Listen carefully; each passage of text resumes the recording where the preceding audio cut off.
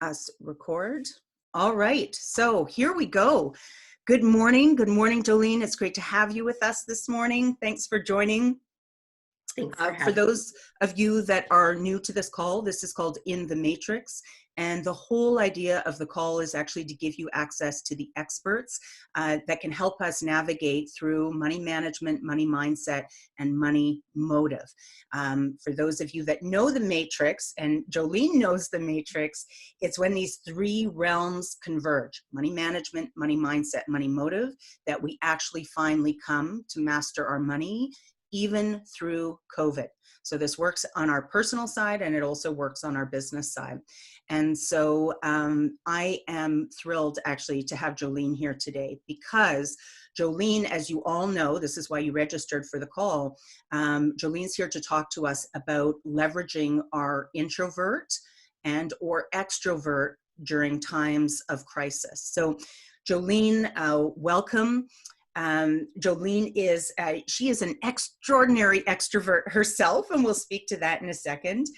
She's the president of Clarity Coaching. She's a Myers-Briggs Practitioner, personality expert, professional coach, and also does a lot of work in corporate training, right? To help organizations better lead their teams just through day-to-day operations. And now maybe in the midst of, I don't want to say crisis, but in the midst of opportunity and the midst of working online and virtually. So welcome, Jolene. Thank you for being here. It's an honor. Oh, so I have to tell you what really prompted this call, prompted me reaching out to you, Jolene, was we were doing a coaching call with all of our Matrix masters. And these are people who have gone through the program. And we all started to look at one another a little differently, because we started to recognize that our traits were shifting, right? That I can speak to myself, but for many of the clients that I've worked with, these introverts, for example, here I am doing an interviewing process, right? The crisis hit, and I'm like, I'm just going to start interviewing people. I'm going to get out there, get stories, like start spreading the word. And then the extroverts that I knew in the group were actually, for the first time for many of them in their life, they were saying, you know what? I'm just going to sit back. I'm going to reflect. I'm going to focus on me. So we all looked at one another going, what the heck is going on? So I called Jolene to say, what the heck is going on? What is going on? So maybe can you start with just explaining introvert and extrovert? Like, what are these things, and what do we need to know about them going forward in this call? Absolutely. So I am a personality expert. I'm absolutely passionate about psychology and Jungian psychology specifically, which is your introversion and extroversion. There's actually 4 different areas, and we're going to focus on the first area, which is how we gain our energy, extrovert or introvert. A lot of people ask me, is there such a thing as an ambivert? And they say, because I think I'm both. And the answer to that, based on Jungian psychology, is no. Innately, you're one or the other. However, you can have behaviors on both sides, and I'll explain the difference. So extroverts, they often think out loud. So as they're thinking, they speak. And sometimes that gets construed as that was their final conclusion, but that's not the truth. We speak as we're thinking. We gain energy around other people, especially large groups of people. We focus on people and things, and that is truly, when we walk into a room, for example, of say 500 people, even if we're tired when we walk in, usually at the end of the night, we're fully energized.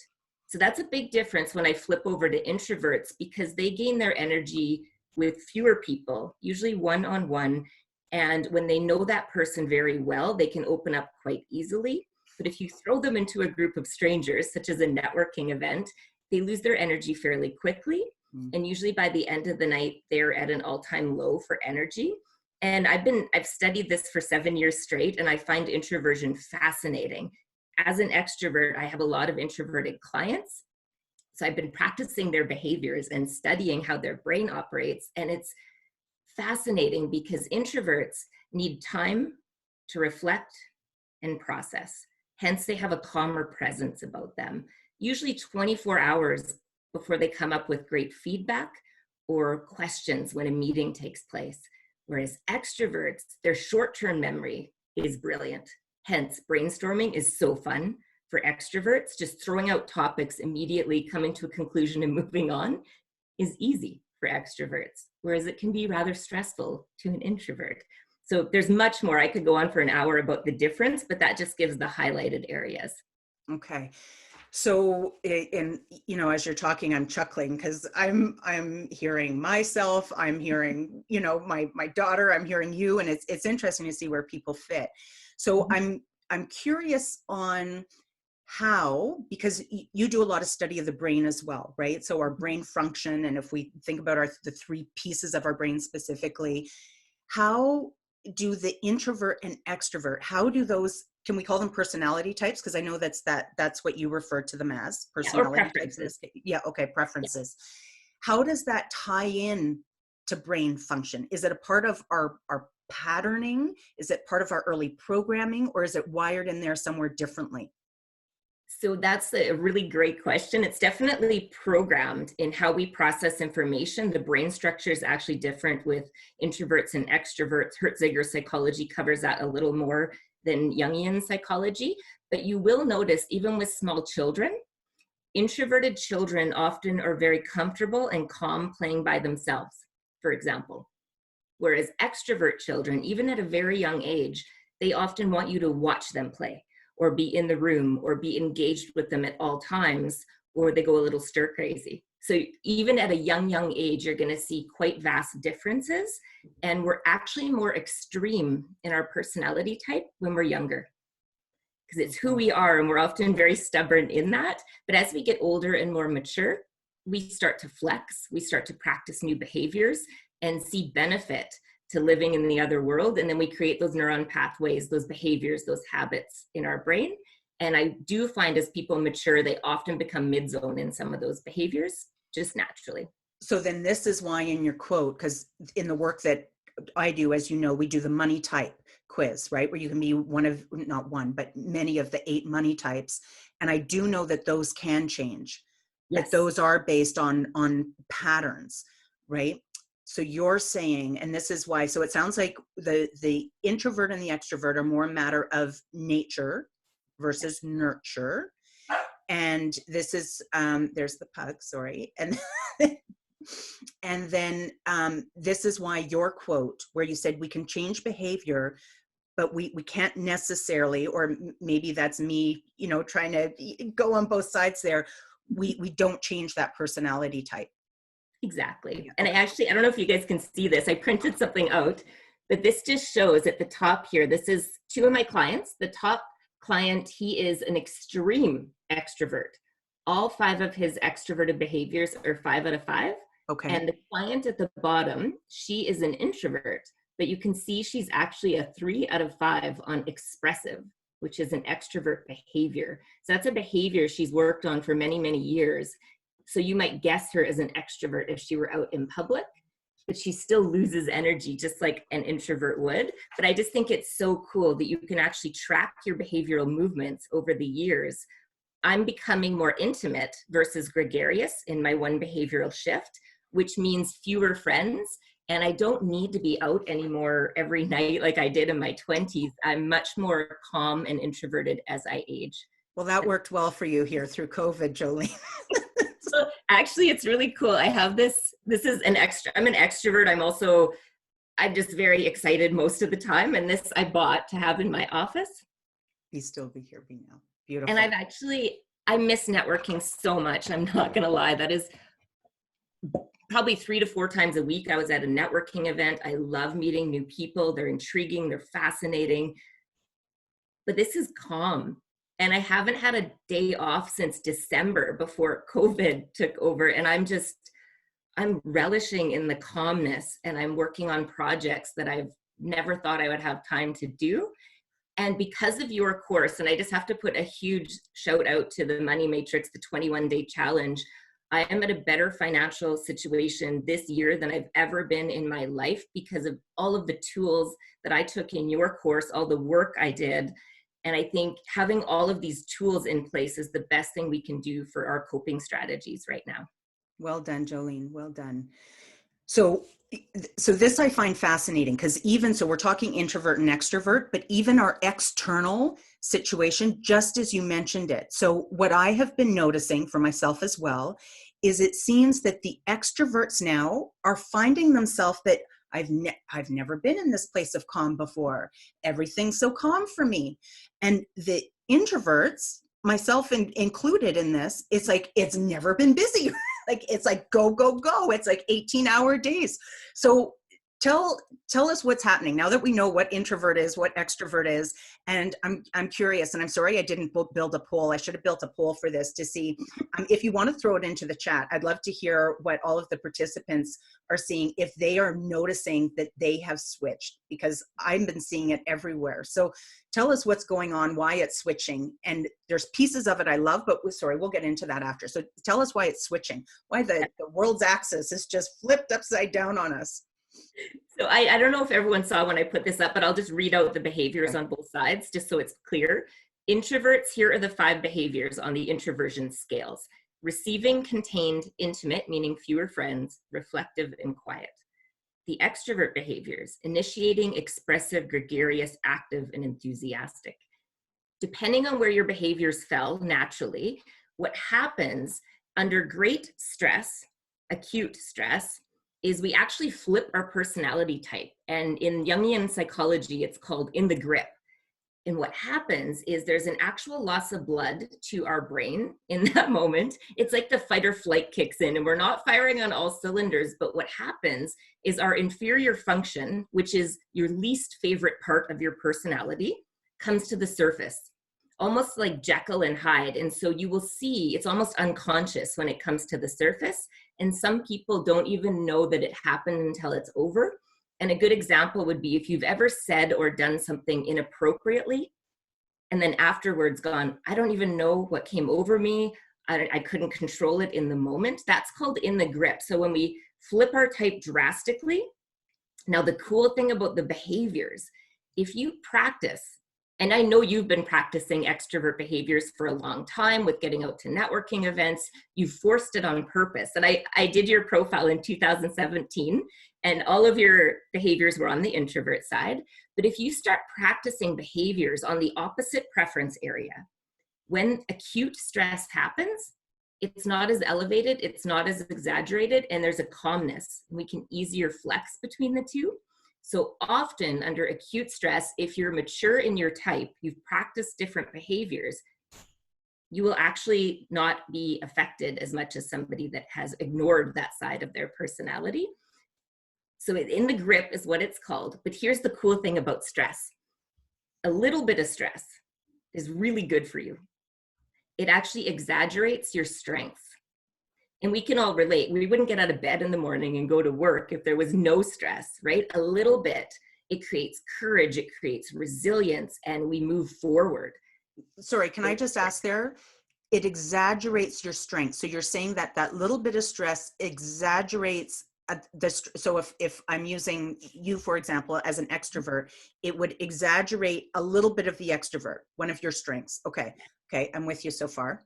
Yeah, but it's the acute stress that I worry about. And with COVID, with everything that's happened, I always did my workshops in person. That's what I do. That's my preference because I can read body language. I can do activities when I'm there in person. But because of COVID, everything has switched to an online system. And that loses my energy because I'm not there. I can't run around. I can't talk to people. So I'm coping. And what I have to do to continue having energy is to do larger group meetings, bring in lots of people, have videos, get people to call me on a regular basis. That keeps the extrovert energetic. Whereas introverts, I'm going to bring COVID up as a good example. They like to be alone. They like calmness. They gain energy by being alone. That's how they get back to their normal balance. But if introverts are all of a sudden in a house with other people, with children, 24 hours a day, you are going to see extreme stress, perhaps with some introverts, and they will flip their type to be more extroverted, meaning they might yell or say something inappropriate or speak up very loudly. So when we do something completely uncharacteristic, it's often a sign of great stress. So this is important with your friends, with your family. If an extrovert right now in your life stops connecting, doesn't want to talk on the phone, that is a sign of great stress. So there's different answers to this, but if you practice lots of different behaviors, probably you're not going to have acute stress at this point, because the maturity of practicing those behaviors will balance you out. So my guess is not a lot of people have practiced behavior, No. right? Because we live in a society where many people just aren't conscious of getting in the car and brushing their teeth, let alone what behavior am I demonstrating today. Yeah. Melvina points out, we had a couple chats in here. So Melvina, you mentioned this to all the attendees, so I hope it's okay that I use your name. But she's talking about the shift that she is feeling. And what she's referencing here, what you just spoke about, is that it can sometimes scare a partner, right? When they start seeing that we're changing so much. And so maybe not now, but towards the end of the call, I think you can do this, give us some coping mechanisms to say, okay, communication tips to say, here's what I feel is happening right now. Here's what I think I'm going through. Here's how we can better communicate. Here's what I'm seeing in you. So Melvin, I just wanted to let you know that you were seen there, and we will talk a little bit about tips and how we can better deal and communicate with other people. And then Joelle, you're sharing with us that you've done exactly just this, completely disconnected from social. You've spent more time getting more done than you have in a year. Yeah, you put things off for too long. So what I do, here's what I'm noticing is that it seems like there are actually, so you know me, I'm in the world of finance, assets and liabilities, those strengths and weaknesses. But personally, as the introvert that is now shifted to the extrovert, I'm feeling the advantages of it. It's like a shift kick for me to say, you know, I've been wanting to do a podcast for 2.5 years, but I was worried about what Pantone color I was going to use in the header. And here I am with no frigging header, just saying, you know, reach out, get questions asked, you know, get people sharing their expertise. So how do we know? Because I know there's this, what is it called? What was it?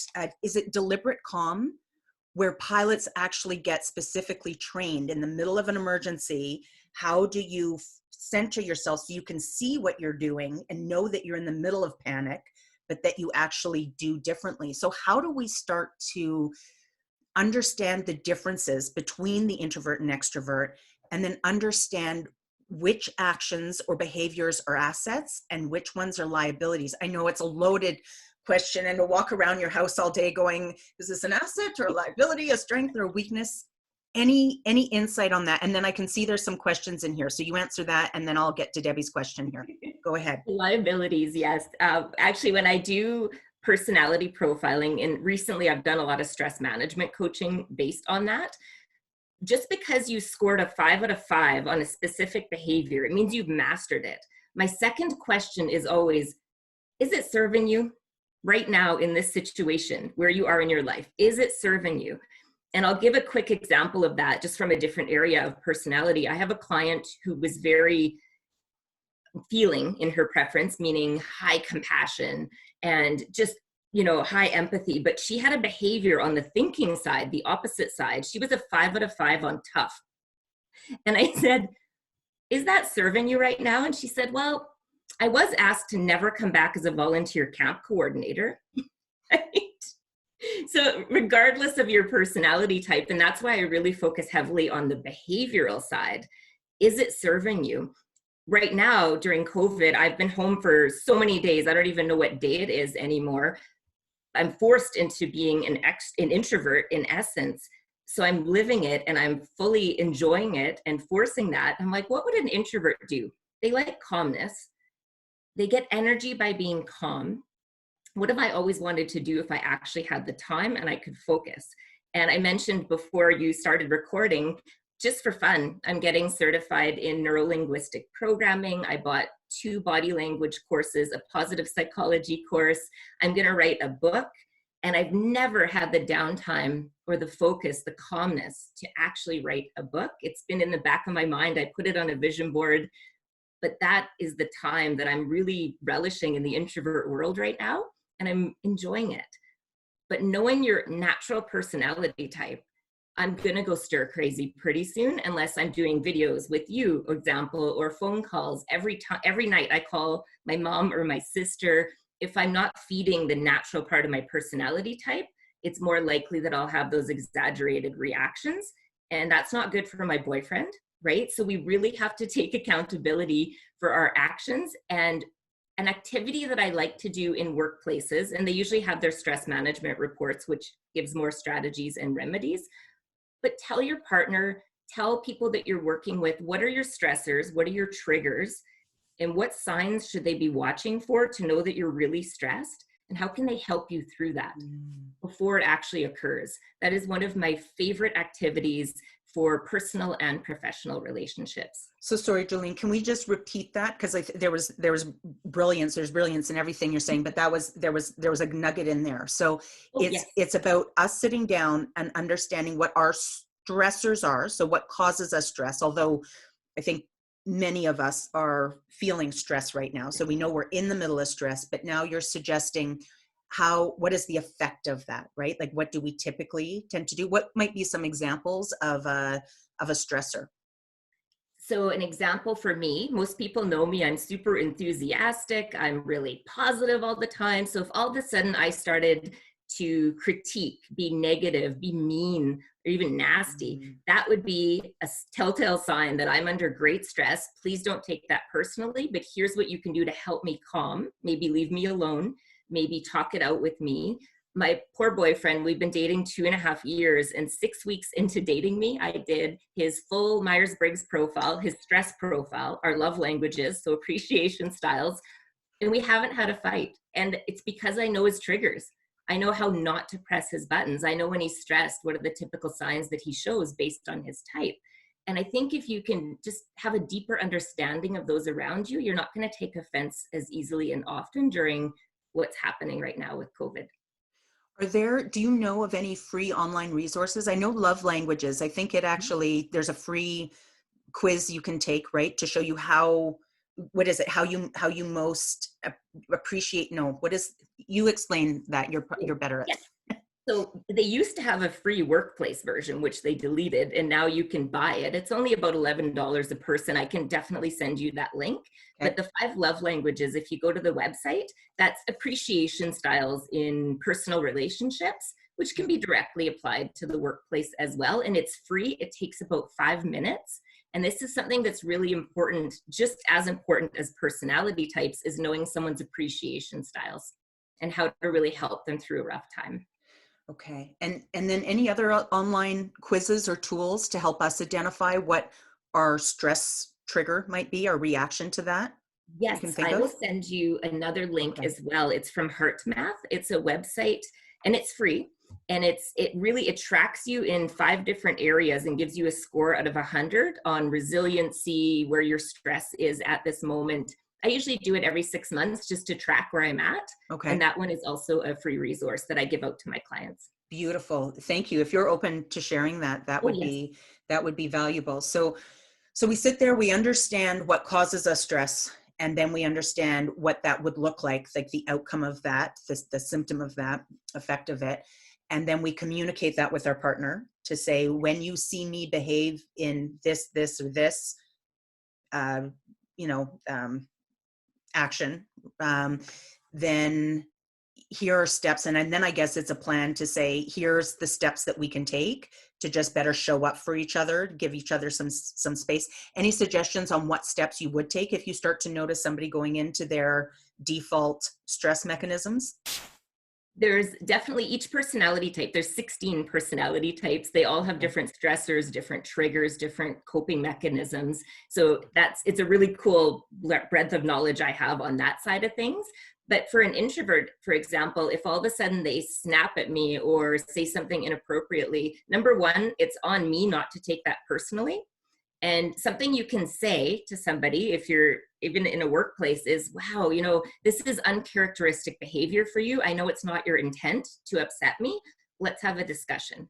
It's a really calm way to approach someone without judging them or blaming them, because we've all been in that spot before. Right. And since I've started this personality side of things, it's changed my entire life, but I have less stress. I rarely take things personally because I understand the intent of people is quite different sometimes than my perception. And I think that causes most of the stress in the world.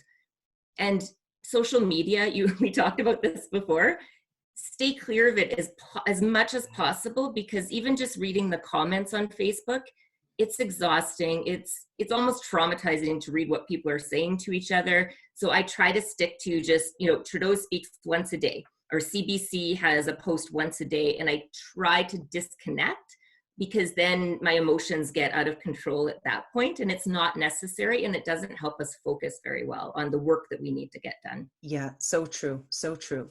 So we've been talking a little bit about, or a lot, I guess, about some of the negative aspects that show up through crisis, right? And the switch of our personality, introvert or extrovert. But I know Malvina said it, and I think Debbie said it as well here in the chats, is that, and personally, I'm finding there's a strength to it. There's an asset. It is, I think for the extroverts, it's this kick in the butt that, oh, okay, let's just do it. And I'm going to share a story here because I shared it with a couple of clients, but my cousin on the weekend sent me this beautiful indigenous teachings about the bear going into hibernation.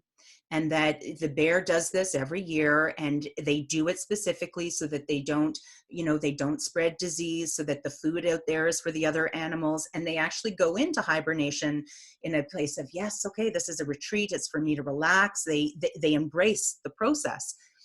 And so I sat with this and I thought, oh, it's so beautiful and it's so profound. And I shared it.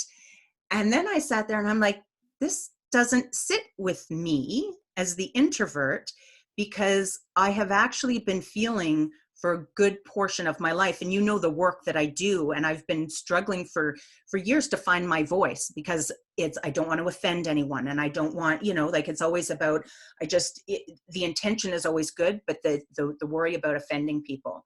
Mm-hmm. And so all of a sudden I read that post and I'm like, I am not the bear. I am coming out of hibernation. This crisis is like throwing me out of the cave. And so the introverts that I'm speaking to are all saying the same thing. It's like, yeah, we're out of the cave. We're doing it.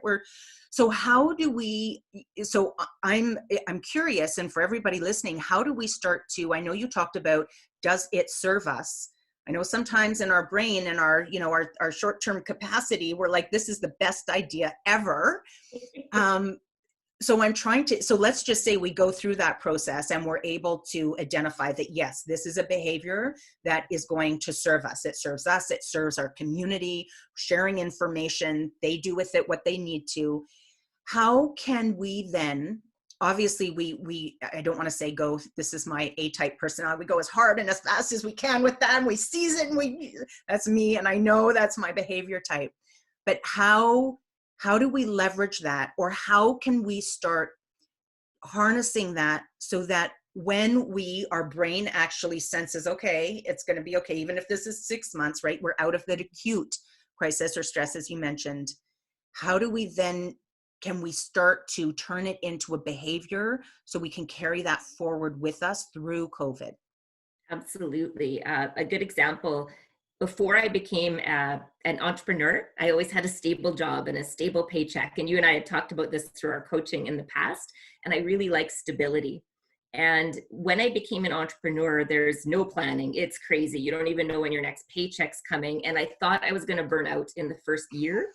And so, and that's the fourth area of personality type, which is your lifestyle, judging or perceiving. So super planful, methodical versus spontaneous and emergent. And I had none of that spontaneous stuff naturally. And I forced 5 different behaviors on the opposite side to survive entrepreneurship. And it was stressful in the beginning. 7 years later, I've actually 4 of my 5 behaviors are on the perceiving side. That took years to create those neuron pathways. But I am so emergent and spontaneous. I'll get in an airplane and see where it lands. That is not my natural personality type. So you can truly work through these behaviors and become so flexible that it can get you where you want to go. And when I teach goal setting or vision boarding workshops, it requires you to get out of your comfort zone to get where you need to go, often because you're not moving if you're doing what you already know. Yes. So yes. Right? Yes. And that's what I see with you doing, is just jumping out there. And I'm reflecting now and being more spontaneous. And I've had more fun in the past 7 years than my entire life by practicing those spontaneous behaviors. Yeah.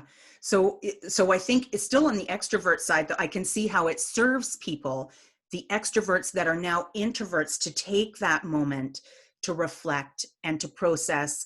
And what I've seen in extroverts is actually take the time to focus on them, right? And the self-love of the headspace and the physical space. Like it really is just fascinating to me, because even for me as the introvert on the other side, the meditation's gone off the charts, right? Like I forgot that, and I haven't been doing my exercise like I usually do. But what I love about what you said is that it's when we do what's uncomfortable that we know that we're in the process of growing. Yes. Right? That's when we know we're firing different neurons, because it's new pathways. Yeah. What I'm loving about the crisis right now is that it has forced us to get uncomfortable in a way that it really just kind of, as the introvert, I'm going to say, booted us off the couch, but as the extrovert, you would say it forced us into the cave. Yeah. Right? Because we didn't get time to think about it. We Yeah. didn't get time to think about it. And so I've been thinking about our interview, and where this is making so much sense for me is that, as you know, when I went through my bankruptcy in 2009, that wasn't acute stress, right? It came over to, like, I could see that everything was crumbling around me, and then having to file the paperwork, and then 21 months after that. And my introvert is what happened. I went under a rock, right? Like literally people thought I dropped off the face of the planet. I went to a new province, right? Like nobody heard of me. And now all of a sudden, everyone's seeing me again from Calgary and Vancouver. They're going, where did you go for the last 10 years of your life? And all of a sudden you're out here and you're sharing these things, and what is going on with you? But I love that about if you can sense that it used to be uncomfortable for you, is maybe that the tip? If it used to be uncomfortable for you, and now you're actually sitting in it and appreciating it, should we be journaling that? It's like, I'm doing this and this and this now. Like, Yes. just write that down. And then it's the step to say, is this serving me? Yeah. Right? Is that what we do? And then I don't know, I'm just thinking out loud. Like, do we then try to create a schedule out of that so that we can form that behavior, turn it into a behavior versus just an action in the last 3 weeks that we've been doing? What are your thoughts on that? Absolutely. When I was trying to be more spontaneous by nature, once a week I would do something crazy, totally out of my comfort zone. I even went to California once randomly for a sales course and stayed with a stranger, which happened to be on a beach. I mean, everything, it was a surreal trip, but I forced myself so far out of my comfort zone because I knew that that was my goal. And we create courage and resilience with stress.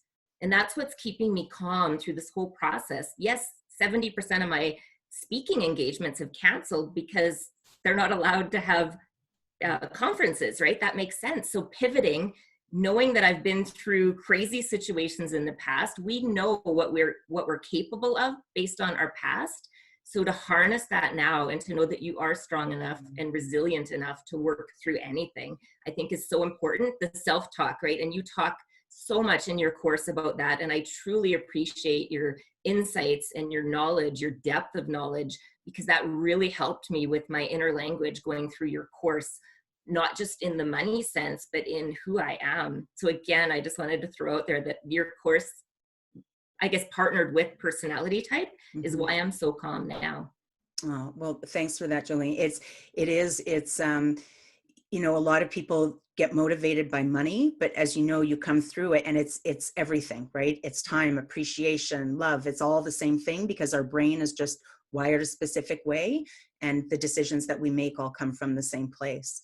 So the other thing that I have noticed as you're talking now that I have stopped is that I have stopped the journaling. I've actually stopped the awareness piece. So I was looking at the dates, and the last entry from me, it's kind of stopped on March 8th. And then there were sporadic entries going, what is going on? There was a really long one on the 28th. But what I'm hearing and what I think is important in this is to be aware, to get things written down, right? So they're out of your head. A lot of people will just, they'll kind of benchmark, oh, I'm doing this and then I'm doing that. And then we forget, right? That's how our brain is just wired. It takes that information and then stores it. So write it down. And then you're saying, keep those things going, keep them, keep getting out of your comfort zone, continue to do them as long as they're serving you. Yeah, and if you, I have access to about 100 reports, but my favorite report, the one that you received, is the step 2 report. So it doesn't just tell you what your personality is, it goes into the 20 different behaviors and then gives you tips and tricks on how to enhance that communication style or that behavior. So that's what I use. I use my reports as a performance review on myself every year. And then I track, am I getting where I need to go? Is there a behavior that's not serving me that I need to maybe work on a little bit? And don't be too hard on yourself. It doesn't happen overnight, but we have a little bit more time right now than we did before. So, even vision boarding or goal setting, it's another workshop that I do. This is a good time to really start thinking about next year, the year after that. Where do you want to go? And what do you need to do right now? And I wanted to mention, you and I had also talked about before we pressed record, I am not a counselor. I am a Myers-Briggs coach. So what I do with the stress management piece is I talk about your personality type, how you flip your type, resources and remedies based on a study of 92,000 people through Psychometrics Canada. But when it comes to chronic stress, that's usually where the anxiety and the depression would creep in. And I highly recommend Bridges Health as a resource in Saskatoon. I've worked closely with them in the past, and currently they have apps that you can keep track of your employees. They have access to counselors, doctors through this app, and then resources there, and then mental health first aid training. And I think that's so important to seek the resources that you need at this time. Any tool is a good tool to have, but make sure that you reach out. And I think for introverts, that's just something common for introverts, is they generally don't reach out to strangers because it's not comfortable for them, whereas extroverts have an easier time going, hey, I'm having a bad day. Can somebody help me with this? So to really practice your extrovert, if you are an introvert, in reaching out. Yeah, that's huge. And so, yes, Ramona, we will definitely be posting all of the resources. I know that Jolene and I were talking about this. I think it was bridgeshealth.com, right? But we'll be posting all the resources, including the love languages and the skills piece, as well as Bridges Health. But mental health is so important. And I thank you for bringing up that distinction, because right now we're talking about on a surface level, right? And crisis, but you're right, as it becomes, I don't want to say as it becomes, if it becomes chronic, then we need additional tools and additional support and additional mechanisms to walk us through that. It's not quite as easy as just sitting there and journaling and going, is it serving me? Is it not serving me? How do I form a behavior out of this? So thank you for that, because there is a lot of sensitivity to mental health right now.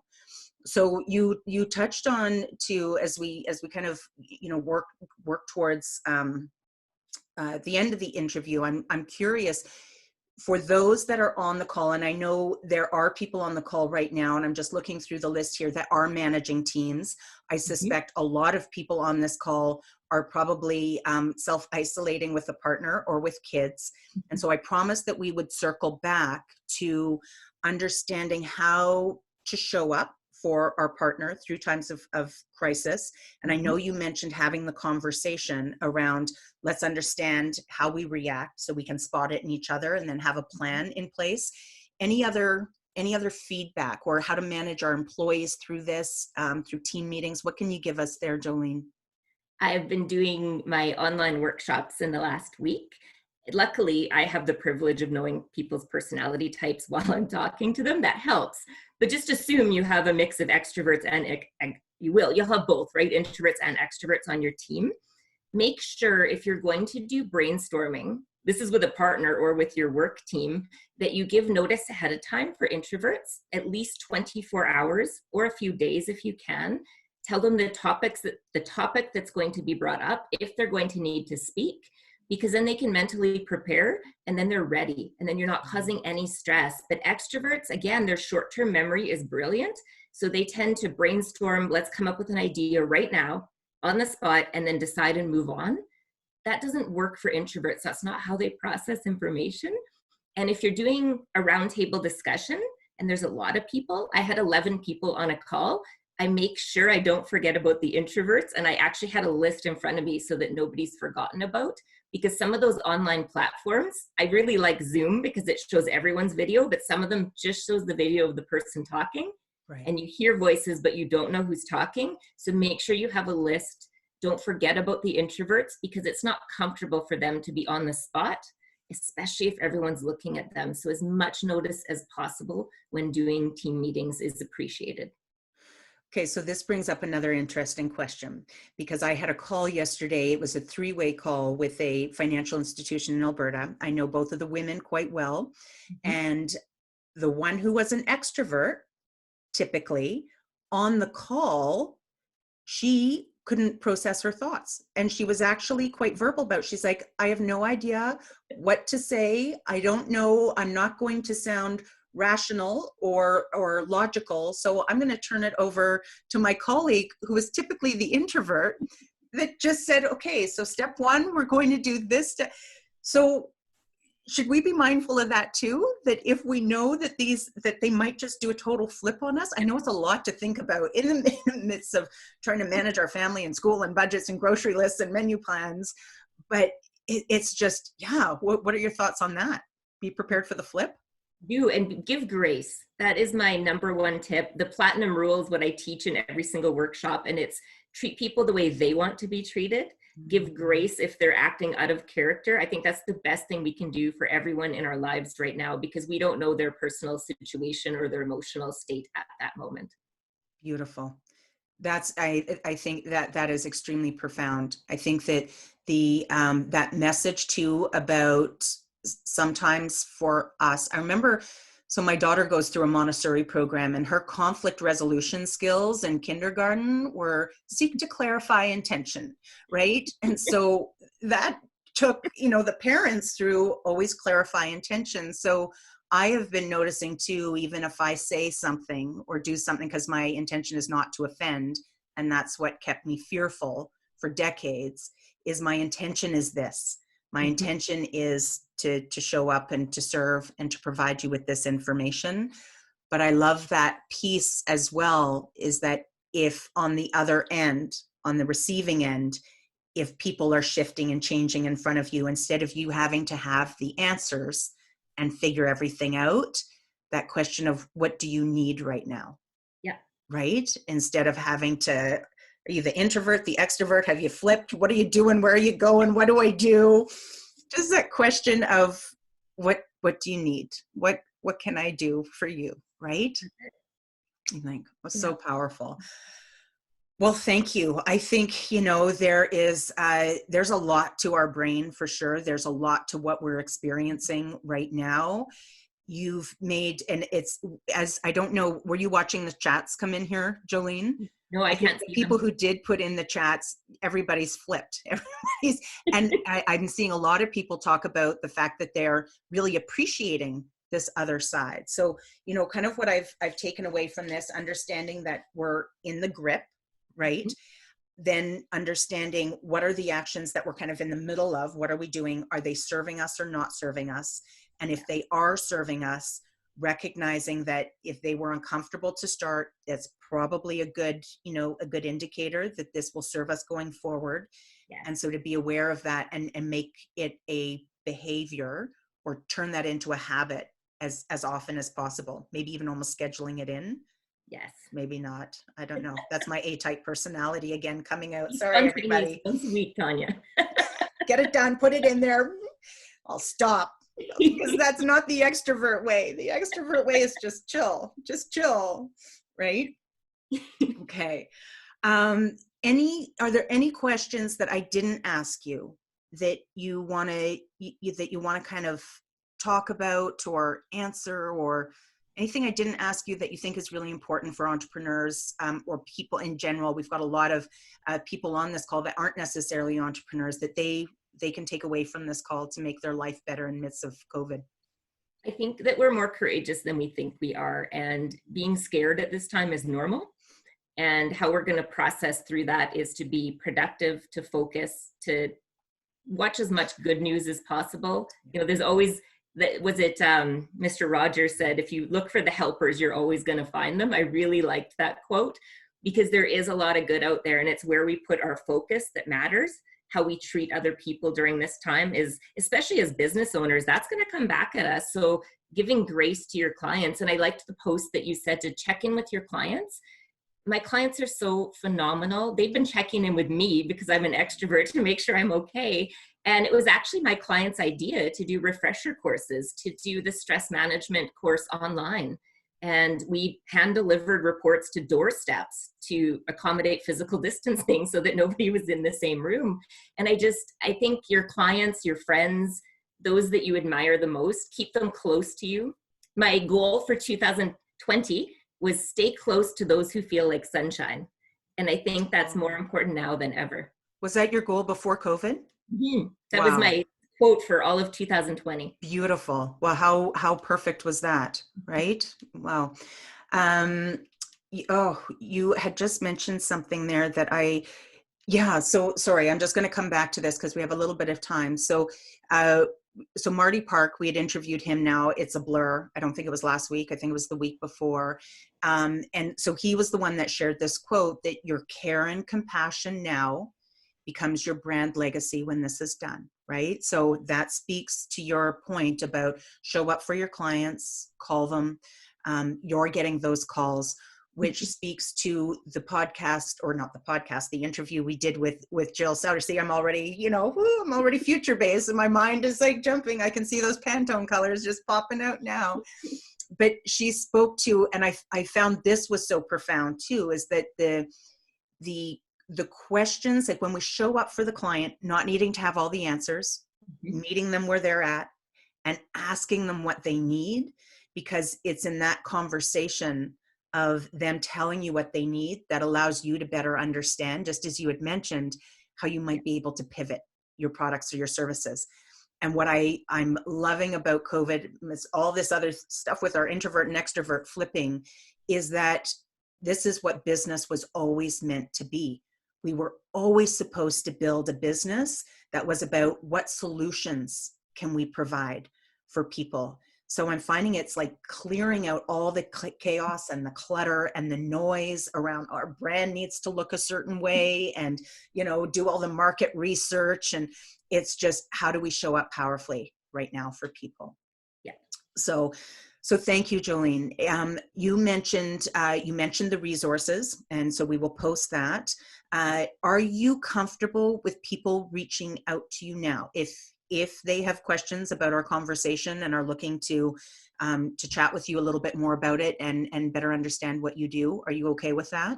Oh, absolutely. Okay, and the reason I didn't give a Myers-Briggs free website is if you do find a website that's free, Myers-Briggs, it's not real.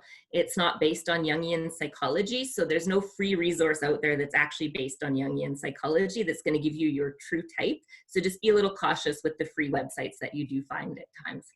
Okay. Yeah, but definitely reach out to me at any time if you have questions, or if you know your personality type.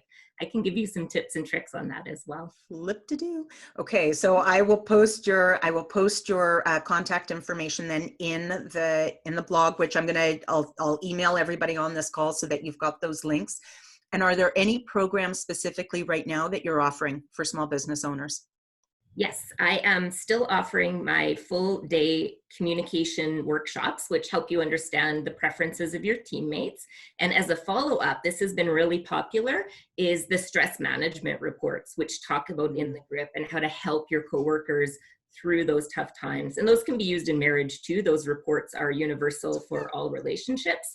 And randomly, this is really cool. My clients, I was going to do 2 presentation skills workshops coming up in April and May. And they all called me and said, can we do it online? You can see us through video.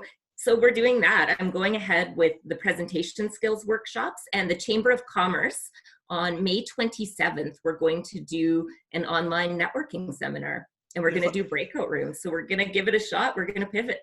Beautiful. So just to confirm there, because I know we have a lot of people on the call that aren't from Saskatchewan. We've got Ontario on here and Quebec and Alberta. So the chamber you're referring to is the Saskatoon Chamber of Commerce. Okay. And then your online programs are available to anyone in Canada, correct? Yeah, and the Yeah. coolest thing is it won't even cost you a plane ride and a hotel anymore. I can just mail out the reports. There you go. See, there's an upside. There's a silver There's always lining an to upside. everything. So thank you, Jolene. Thank you for joining us, for sharing your time with us, investing in our group here. Just a reminder, I'll be sending you the link. If you know of anybody that you think would benefit from hearing this information, please feel free to share it forward with them.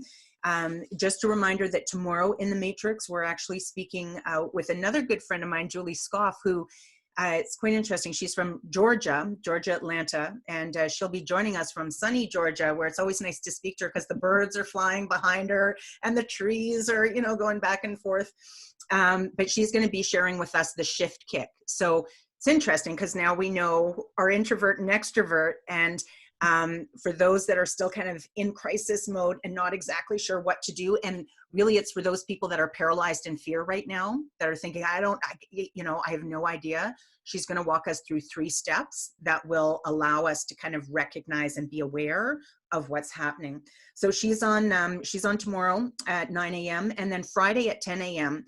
And I know it's Good Friday, but our intention with that call was there was a lot of people that were wondering what tools and equipment to use, what software. So in the middle of this pivot, she's going to talk us through, you know, what online course software is best, what podcast equipment is best, what meeting software might be best given your needs. So I'll tell you, having built an online course, it took me 3 weeks to pick the software. So Katrina's going to expedite that process for us. And then just my last little piece here is that April 11th, we're opening up the doors to the Stronghold budget. So it is a process that it's a pay what you can model, and it will walk you through how to build a budget through COVID with respect to how to pull all your financial information together and get it organized. For some of you, that might be the first time that you've done that. And then how to streamline expenses, how to optimize your resources, and then how to access the additional sources of funding that are out there right now. So 3 steps. It opens April 11th. It's called the Stronghold Budget, and it's a pay what you can model.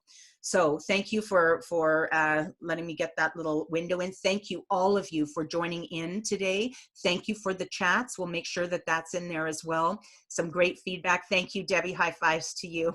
I need to start a podcast. See, this is my intro into it. And Jolene, thank you. Thank you so much for giving us more insight onto why this flip has happened, and knowing that we can probably expect it to subside, but to leverage it while it's there, at least the good parts of it. Okay, thank you, everybody. Thank you. We will see you tomorrow. Hopefully, recording will be on the website. Be safe, be strong, be financially fierce. We'll see everybody later. Bye for now.